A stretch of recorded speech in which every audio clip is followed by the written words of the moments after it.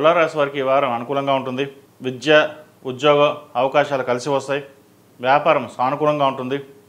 రావాల్సిన బెనిఫిట్స్ ఏవైతే ఉన్నాయో అవి నిదానంగా వచ్చినా సరే వారాంతంలో మంచి శుభవార్తను వింటారు. నూతన ఉద్యోగ ప్రయత్నాలు చేసేవారికి కాలం అనుకూలంగా ఉంటుంది. అదేవిధంగా వ్యాపారం ప్రారంభించాలి అని అనుకుంటారు. భాగస్వామ్య వ్యాపారాల్లో కాస్త ఒడిదుడుకులు ఉంటాయి.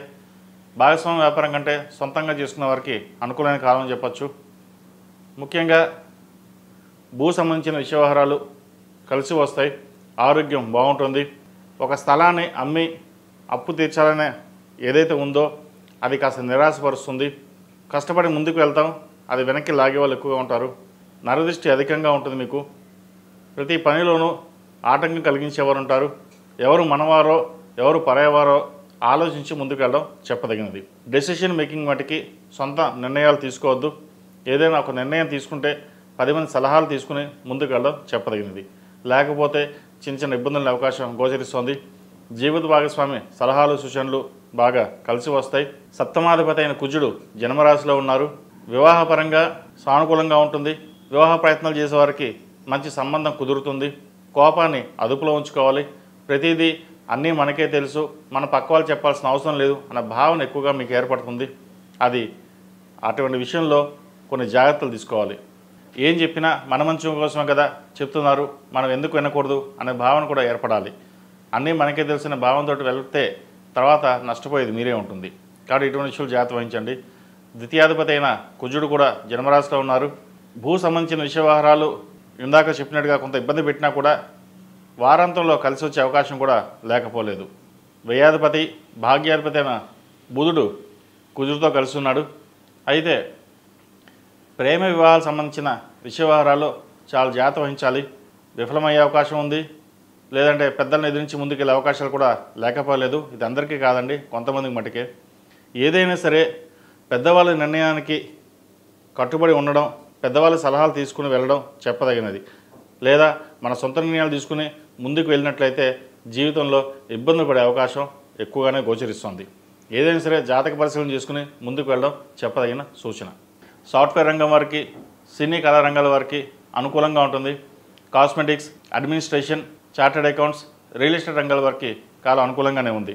ఫాస్ట్ ఫుడ్ సెంటర్స్కి, చిరు వ్యాపారస్తులకు కాస్త నత్తనడగ్గా ఉంటుంది. అయినా సరే లాభాల మటుకు బాగానే ఉంటాయి. వచ్చిన లాభాన్ని సద్వినియోగపరచుకోవడం, సేవింగ్స్ ఎక్కువ చేయడం చెప్పదగినది. ఖర్చు అధికంగా ఉంటుంది.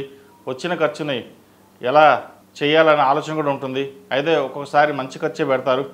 అతిగా ఖర్చు చేయడం, లేదు అన్నవాడికి డబ్బులు దానంగా ఇవ్వడం ఇటువంటి చేయకండి. తద్వారా భవిష్యత్తులో ఇబ్బంది పడే అవకాశాలు కూడా లేకపోలేదు. ఈ రాశిలో జన్మించిన విద్యార్థులకు చదువు మీద ధ్యాస కంటే పక్క వాళ్ళు ఏం చేస్తున్న ధ్యాస ఎక్కువగా ఉంటుంది.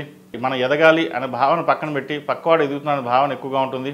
స్నేహితులు అధికంగా ఉంటారు. అందరు స్నేహితులు మంచివారు కాదు. ఎవరు మంచివారో ఎవరు మన పరాయవారో తెలుసుకుని ముందుకు వెళ్ళడం చెప్పదగినది.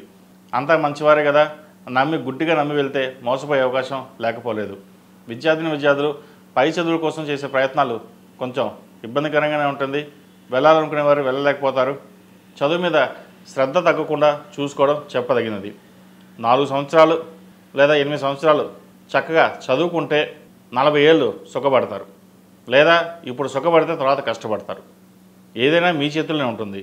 విద్యార్థులు భవిష్యత్తు అనేది మన చేతుల్లోనే ఉంటుంది. దానిని ఎప్పుడు మనం పాడు చేసుకోవద్దు. చదివే టైంలోనే చదవాలి. ఉద్యోగం చేసే టైంలో ఉద్యోగం చేసుకోవాలి. పెళ్లి చేసుకునే టైంలో పెళ్లి చేసుకోవాలి. అంతేగాని ప్రేమ వ్యవహారాలని చెప్పేసి ఇబ్బంది పడడం, పక్క వాళ్ళని ఇబ్బంది పెట్టడం ఇటువంటి చేసినట్లయితే భవిష్యత్తులో నష్టపోయే అవకాశం ఎక్కువగా ఉంది. ఇది అందరికీ కాదండి, కొంతమంది మటుకే విద్యార్థులకు ముఖ్యంగా వారికి చెప్పడం జరుగుతుంది. ఇటువంటి విషయాలు జాగ్రత్త వహించండి. తల్లిదండ్రుల మాట విని ముందుకు వెళ్ళినట్లయితే భవిష్యత్తు బాగుంటుంది. లేకపోతే మీ ఇష్టం. ఈ రాశిలో జన్మించిన స్త్రీలకు ఉద్యోగపరంగా, వ్యాపారపరంగా సానుకూలంగా ఉంటుంది. వ్యాపారం చక్కగా సాగుతుంది. కొత్త వ్యాపారాన్ని ప్రారంభించగలుగుతారు. విదేశీ సంబంధించిన విషయ వ్యవహారాలు కావచ్చు, స్వదేశీ సంబంధించిన విషయ వ్యవహారాలు వీరికి సానుకూలపడతాయి. అనుకున్న కొత్త ప్రాజెక్టు చేతికి వస్తుంది. ఎలా చేయగలమా లేదన్న భావన తర్జనభర్జన అవుతారు. అయితే భాగస్వామి సలహాలు కావచ్చు, ఇంట్లో వాళ్ళ సలహాలు, స్నేహితుల సలహాలు తీసుకోండి. కానీ అంతిమంగా నిర్ణయం మటుకు మీరే తీసుకోవాలి. ఏం చేయాలి, ఎలా చేయాలి, ఒక ప్లానింగ్ ప్రకారంగానే ముందుకు వెళ్ళండి. రేపు ఎప్పుడో ప్రాజెక్ట్ వస్తుంది, ముందుగా ఖర్చు పెట్టేయడం ఇటువంటి పనులు చేయొద్దు. రేపు అనే పదానికంటే రేపు అని ఆలోచించండి. ప్లాన్ చేయండి. కానీ ఖర్చు విషయంలో మటుకి అతిగా ఖర్చు చేయొద్దు. మనకు బాగానే ఉన్నాయి, అన్నీ ఉన్నాయి అనే అనుకుంటారు. పంచమంలో రాహు ఉన్నారు, చతుర్థ పంచమాధిపతి అయిన శని 6ంట, తృతీయ షష్టమాధిపతి అయిన గురువు భాగ్యంలో ఉన్నారు. ఏదైనా ఒక కార్యక్రమం ప్రారంభించే ముందు ఒక వారం ఆగిన తర్వాత ప్రారంభం చేయండి, మంచి అవకాశాలు కలిసి వస్తాయి. బిజినెస్ పరంగా నష్టపోతున్నాము, మనకి ఏది కలిసి రావట్లేదు అన్న భావన ఏదైతే ఉందో భవిష్యత్తులో మంచి కాలం ఉందని చెప్పచ్చు. ప్రస్తుతం నడుస్తుంది బాగాలేదు, అంత మాత్రాన మీరు డీలా పడవలసిన అవసరం లేదు, దిగులుగా ఉండవలసిన అవసరం అంతకన్నా లేదు. లాభాధిపతి అయిన రవి వ్యయంలో ఉన్నారు, రాష్ట్రాధిపతి అష్టమాధిపతి అయిన శుక్రుడు నీచబడి ఉన్నారు. ఆరోగ్యరీత్యా ఎటువంటి ఇబ్బంది లేదు. ఏదైనా సమస్యలు ఉంటే అవి తొలగిపోయే అవకాశం కూడా లేకపోలేదు. ముఖ్యంగా యాసిడిటీ, యూట్రస్ సంబంధించిన చిన్న చిన్న ఇష్యూస్ ఉంటాయి, అవి చూసుకోండి.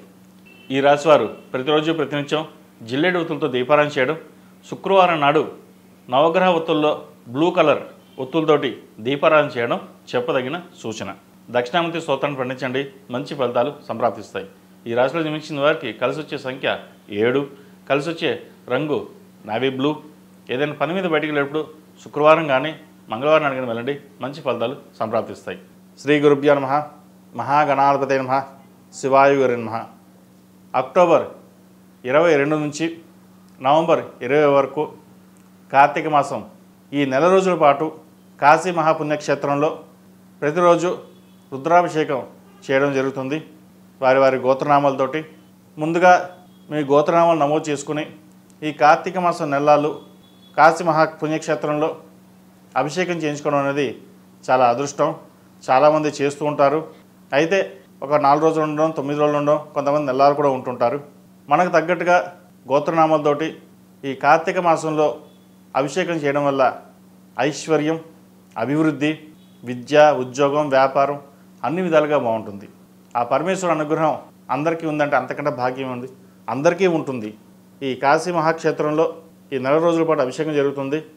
వివరాలు 8466932223, 7731881113, 8466932225 నంబర్ను సంప్రదించండి. మీ గోత్రనామాలు నమోదు చేసుకోగలని మనవి. సర్వే జనా సుఖినో భవంతు, లోక సమస్తా సుఖినో భవంతు. ఓం శాంతి శాంతి శాంతి.